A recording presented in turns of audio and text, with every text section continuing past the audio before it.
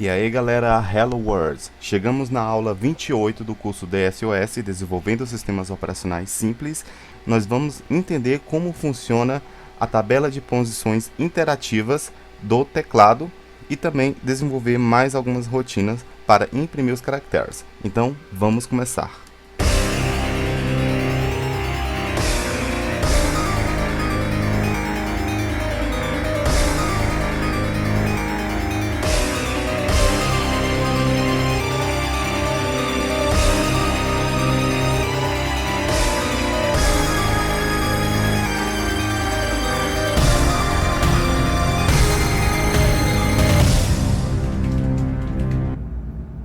Então pessoal, aqui estamos no meu repositório do GitHub e eu coloquei aqui no repositório uma atualização da API Win16, ok? E vocês baixam essa atualização, download zip, extraia e vai copiar esse arquivo Win16 para sua pasta hardware, atualizando o Win16 antigo. E eu vou explicar para vocês algumas mudanças aqui no Win16. Primeiramente, aqui tinha alguns endereços de memória, ok? Eu apaguei esses endereços, pois já temos aqui em fontswriter.lib. Outra coisa é esses endereços aqui, já tinha basicamente, né? Porém, aqui em Create Field, adicionamos mais duas referências de memória. QuantKey e essa referência aqui. QuantKey mais o primeiro parâmetro, nós passamos para o registrador C. E C underline e o primeiro parâmetro passamos para o registrador D, ok? DI. QuantKey, o primeiro parâmetro, será basicamente uma referência de memória que vai guardar a quantidade de caracteres que são exibidos em um determinado campo de texto. Então, cada vez que você cria um campo de texto, você dá uma identificação para ela, por exemplo, test1, test2, e aqui ele vai criar uma referência de memória, por exemplo, QuantKey test1, QuantKey test2, QuantKey test3 e assim por diante. Ele vai pegar a identificação, vai substituir por esse parâmetro aqui, mais o nome da referência de memória. E cada campo de texto criado pelo Create Field vai ter sua própria referência de memória para guardar a quantidade de caracteres que são digitados nesse campo de texto.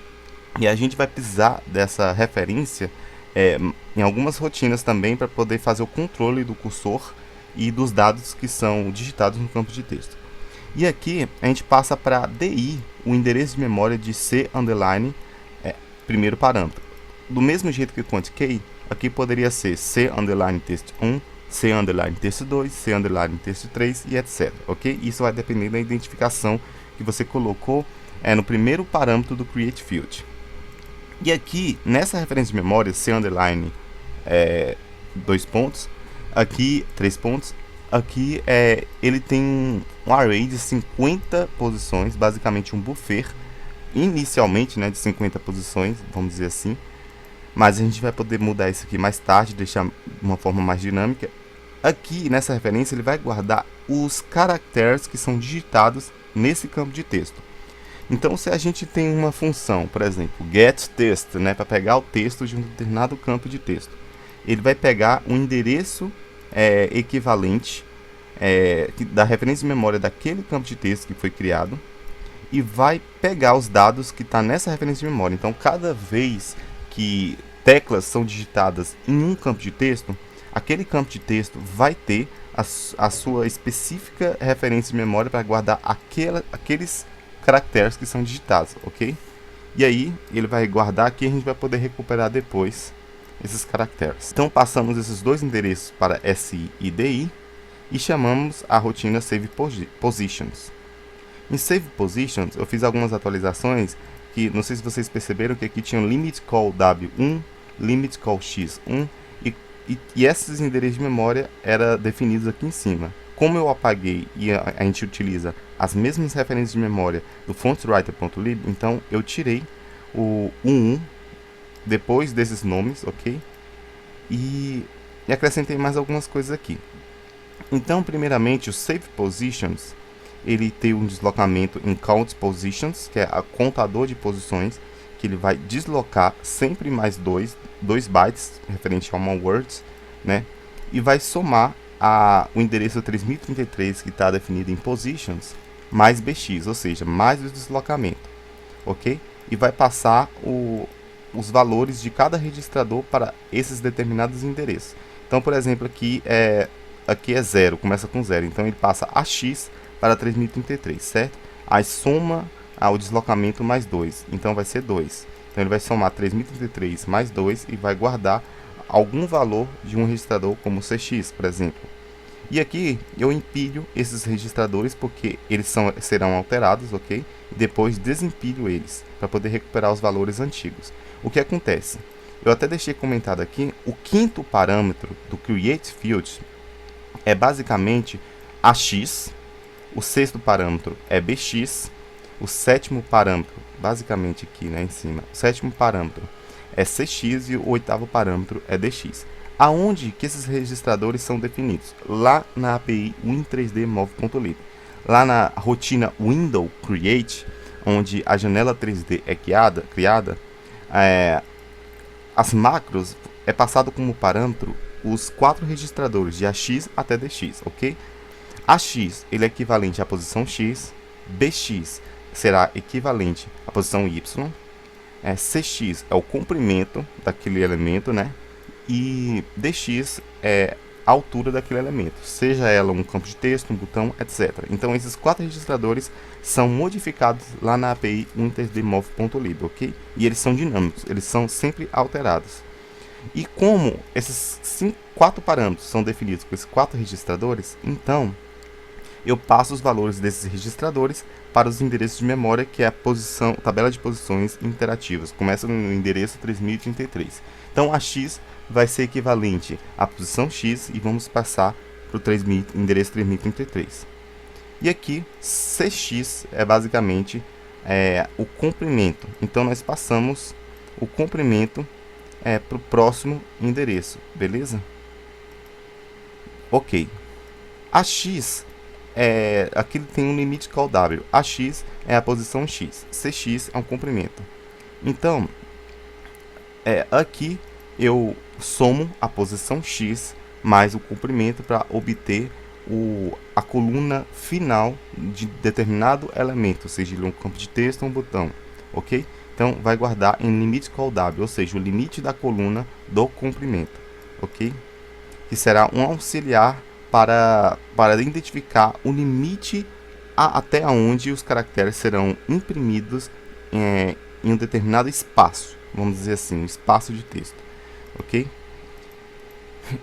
E aqui ele passa para limit call x, basicamente o comprimento que está em cx, né?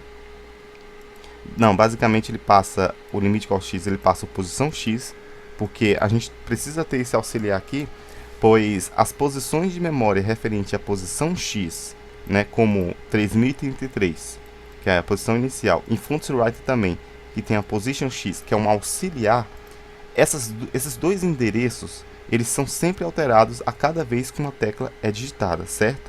Então precisa ter um endereço fixo, um valor fixo da posição inicial X, que será o limite call X, ok? Ele vai ser o limite inicial.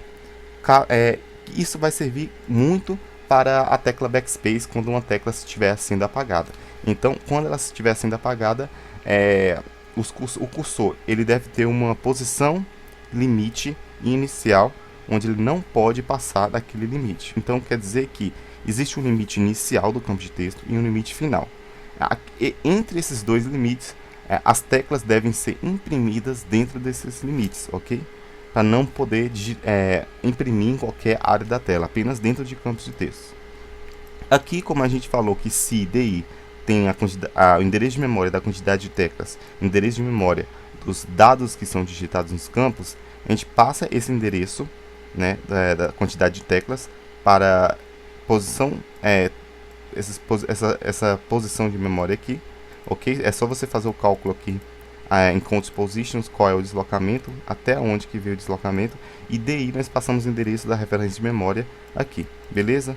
E depois aqui nós incrementamos QuantField, que é a quantidade de campos de texto, ok? Cada vez que é chamado a macro createField. Vamos voltar para fontwriter.asm. Aqui nós manipulamos em text positions, sempre alteramos os valores dessas posições, ok? Capturamos esses valores a cada vez que tab é digitado em uma tecla digitada, ok? E agora nós vamos ver como funciona a tabela de posições interativas do teclado.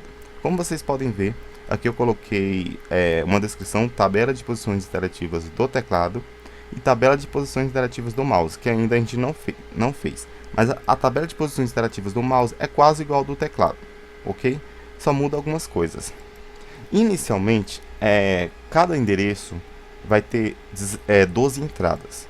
E mais tarde nós vamos mudar ela para 16 entradas, ou seja, 16 bytes cada endereço.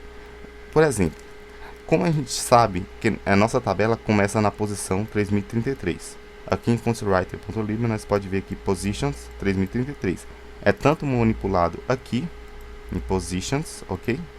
Em text positions, e aqui no ato de criar o elemento, ok? Então, aqui é o seguinte: como funciona ela? Os primeiros 2 bytes é referente à posição X desse elemento de texto. Eu vou chamar de elemento, um campo de texto qualquer eu vou chamar de elemento. Esse elemento vai ter a posição X. Os outros 2 bytes, posição Y. Os outros 2 bytes, limit call W, ok? Como a gente vê aqui, o limit call W, e aqui também, ok? Limit call W.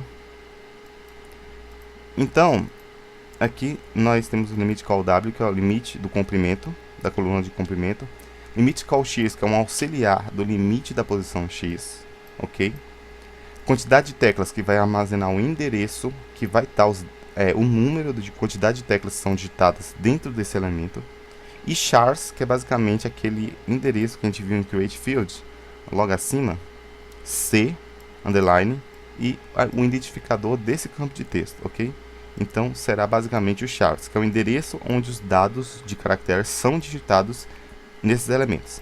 Se a gente contar aqui, ó, 1, 2, 3, 4, 5, 6, até aqui vai ter 12 bytes, beleza? Aqui será o primeiro byte, que é o byte 3033, ok? Então, ele vai guardar aqui entre 3033 e 3034, posição X. Na posição 3035 e 3036, a posição Y, que é 2 bytes, beleza? Limite call W também, que é igual a posição Y e X, vai ter 2 bytes, então 3037, 3038, né? 3039, 3003A, 3003B, 3003C, 3003D, 3003E e aí 3003F, que é a próxima posição aqui. Então, como cada entrada tem 12 bytes, a partir do endereço, depois de 12 bytes, a partir do endereço 3003F, são os próximos dados do próximo campo de texto. Então, cada entrada dessa será um campo de texto. É a tabela de posições interativas desse campo de texto. Nós precisamos dessas posições para poder manipular os dados na interface, ou seja, redirecionamento de teclas no ato de digitar no teclado, ok? Manipulação do cursor, definição de limites de espaço na interface onde serão imprimidas teclas, pois a gente sabe que as teclas elas não podem ser imprimidas em qualquer área da tela, pois é apenas em espaços de texto, ok?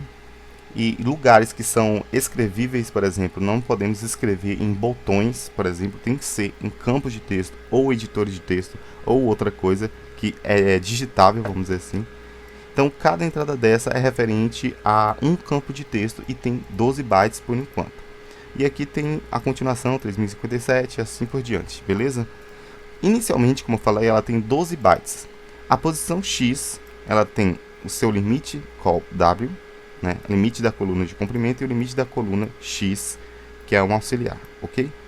E tem a posição Y, porém não tem um limite call height, né? Que é a altura, e o limite call Y, referente à posição Y. Então, esses outros 4 bytes vai ser criado mais tarde, em outras aulas, quando a gente criar os editores de texto. Como a gente está manipulando apenas numa posição horizontal, nós não vamos precisar do limit call height e o limit call y, por enquanto, apenas desses dois, que é apenas, nós estamos manipulando apenas a posição horizontal. Mas quando nós passarmos a manipular também as posições verticais, como editores de textos, ou criar barras de rolagem verticais, por exemplo, nós vamos criar mais 4 bytes aqui do limit call height e o limit call y, ok? E aí, tendo mais 4 bytes aqui, cada campo de texto terá 16 bytes de entrada, ok? Então, e aí a gente vai alterar depois outras coisas também do text positions. Do mesmo jeito, a tabela de posições interativas do mouse. Quando a gente criar o drive de mouse, ele vai manipular essa tabela de posições interativas e aí o mouse ele vai poder identificar qual é a posição que pode ser interativa, né? Por exemplo, um campo de texto pode ser interativo, um botão pode ser interativo, e no lugar, como aqui são campos de texto, nós estamos falando de textos, né? Então aqui esses outros últimos 4 bytes, ele tem a quantidade de caracteres e endereços de dados que são digitados, ok? Já no caso do mouse, ele não terá esses endereços aqui, ele terá outras coisas. Por exemplo, ele terá uma identificação, identificando se aquele elemento, por exemplo, um botão, ele tem algum evento, né? E o outro endereço é basicamente um endereço de memória onde tem um código que vai ser executado quando o usuário se interagir com aquele botão, por exemplo, entende? Então, vai ter algumas coisas diferentes na tabela de posições interativas do mouse, beleza? Mas é o mesmo conceito como eu expliquei aqui. Então, espero que vocês tenham entendido essa parte. E a gente vai continuar desenvolvendo aqui o print char, para imprimir um caractere, e o erase char. A gente vai desenvolver o início dessas rotinas, e na próxima aula a gente termina elas. Então, beleza. Aqui ele vai chamar print char, né, para exibir um caractere. Ok, então primeiramente vamos criar aqui a rotina print char. E aí eu vou empilhar a x, ok, que terá o caractere. Como a gente tem um caractere em AX, a gente vai precisar desse caractere depois. Eu vou deixar comentado aqui a chamada do cursor handler, que vamos criar em outras aulas de cursor. E vamos mover para o registrador de CX a word que está em position X, ok? E vamos mover para DX a word que está em position Y. Tanto como eu falei, como position X, tanto position Y, eles são sempre alterados sempre que uma tecla é digitada em um campo de texto. Assim como as posições da tabela de posições interativas, 3033 mais BX, como a gente viu lá, né, eles são alterados. Por isso que a gente precisa do limit call X, que nunca é alterado. E aí, eu chamo uma rotina chamada verify limits call W, ok? E essa rotina vai alterar o estado do limit call W, ok? Vocês vão entender por que isso aqui. E vou comparar o byte do status limit W com 1, ok? Se for igual, ele já retorna aqui hat print char. Eu vou criar aqui o retorno hat print char. Retorna e não vai executar o próximo código que terá aqui, né? Vou colocar aqui próximo código. Ele não vai executar o próximo código aqui para processar e imprimir o caractere, ok? Então, o que significa isso aqui? Isso aqui é um bloqueador da posição. Por exemplo, aqui em functionwriter.lib eu tenho um limite status limit W e status limit X. O status limit W, que é o limite do comprimento, ele vai ser definido para 1 caso a tecla já tiver ultrapassado aquele limite daquele campo de texto. Então, se no ato da digitação a tecla tiver ultrapassado esse limite desse campo de texto, o sistema não vai imprimir o caractere na tela, certo? Ele não pode sair imprimido em qualquer região da tela, apenas dentro desse espaço.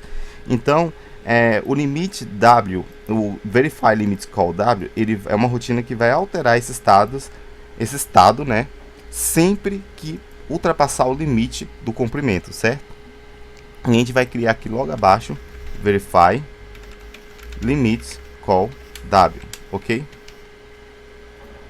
O verify limit call w vai fazer o seguinte: cx está com a posição x, certo? Que sempre é alterado quando uma tecla é digitada. Então o cursor ele sempre vai ser alterado no registrador cx. E aí eu vou comparar essa posição, né, com o quê? Com a word limit call w, que é o limite do comprimento daquele campo de texto. Se a posição daquele caractere digitado for menor, né, que o limite call w, que o limite então ele vai retornar por verify w, ok? Ret verify w, que vai retornar, ok? Ele vai retornar aqui e não vai alterar o estado, porque não ultrapassou o estado, certo? Então, ele vai definir esse endereço status limits w para 0, certo? Ele é falso, é 0. Então, aqui ele só vai retornar o print char caso for igual a 1. Então, como ele é 0 ainda, ele não vai retornar e vai executar sempre o próximo código para imprimir o caractere. E aí, a posição x é sempre alterada. Quando ultrapassa o limite do comprimento, isso significa que cx não vai ser menor que limite call w. Então, ele vai mover para o byte status limit w o valor 1, ok? E aí, ele vai ser verdadeiro. Então, quando esse status limit w do comprimento, né, C1, então ele não vai executar o próximo código. E aí o usuário nunca vai poder digitar nenhuma tecla, porque assim, sempre vai digitar a tecla, mas não vai ser imprimida e nem atualizada as posições naquele campo de texto, porque já ultrapassou o limite, certo? Beleza, até aí tudo bem. Nós temos pronto aqui essa parte. Agora nós vamos fazer o erase char, que é basicamente quase igual à rotina print char. O erase char é uma rotina específica no ato de apagar a tecla. Como o print char ele vai exibir a tecla e sempre alterar as posições para frente, ok? O erase char vai fazer o oposto. Ele vai sempre decrementar as posições para trás e vai repintar o caractere que foi printado, que foi desenhado na tela. Então o erase char eu vou chamar o cursor render, mais comentado, é claro, né? A gente vai descomentar em outras aulas. E vou mover para o registrador cx a posição x e vou mover para o registrador dx a posição y, ok? Assim como o print char também. E vou chamar a rotina verify limit call x, ok? Que nós vamos criar. E vou comparar o byte status limit x com 1. Se for igual, retorne a rotina erase char. Ret erase char, e aqui eu retorno, beleza? E não executa o próximo código que vamos criar na próxima aula, ok? Então aqui nós comparamos o limite status limit w do comprimento. Aqui já é uma outra referência de memória status limit x para a posição x, ou seja, quando a posição x é decrementada durante o ato de apagar a tecla, o cursor ele sempre vai sempre vai andar para trás, né, sempre voltando até a posição x inicial, que será identificada pelo limite call x.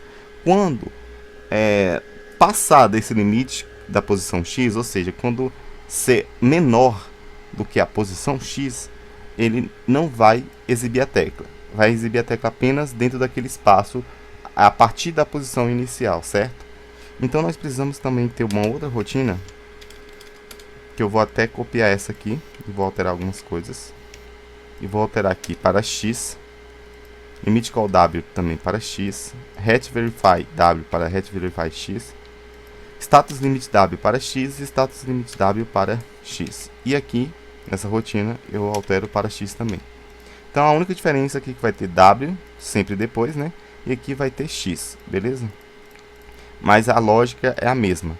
A única outra coisa que é alterada aqui também é que se caso for maior, ou seja, JA. Aqui é pule se for menor, é JB, né? Jump below.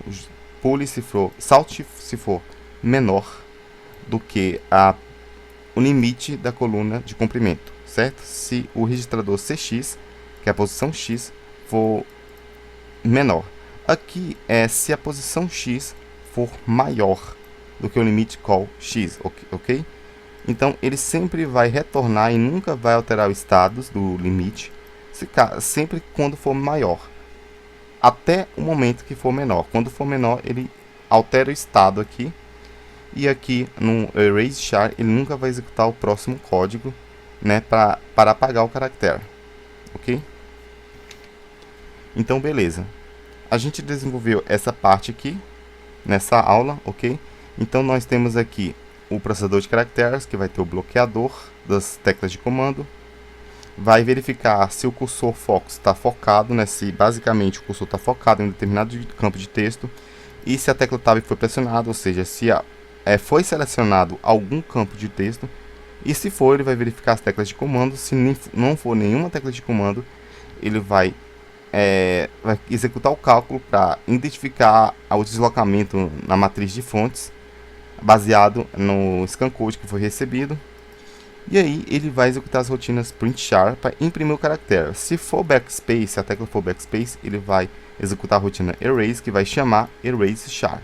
E aí, como vocês sabem, aqui nós temos o print char, que vai primeiro, antes de executar o código para imprimir o caractere, ele vai verificar o limite, né, se basicamente a tecla está dentro daquele espaço de limite, tanto para imprimir o caractere como para apagar o caractere, beleza? E nas próximas aulas nós vamos desenvolver aí o paint char, que é para pintar o caractere, e o código aqui, o próximo código para processar algumas posições no ato de escrever o caractere, beleza? Então espero vocês na aula 29, falou!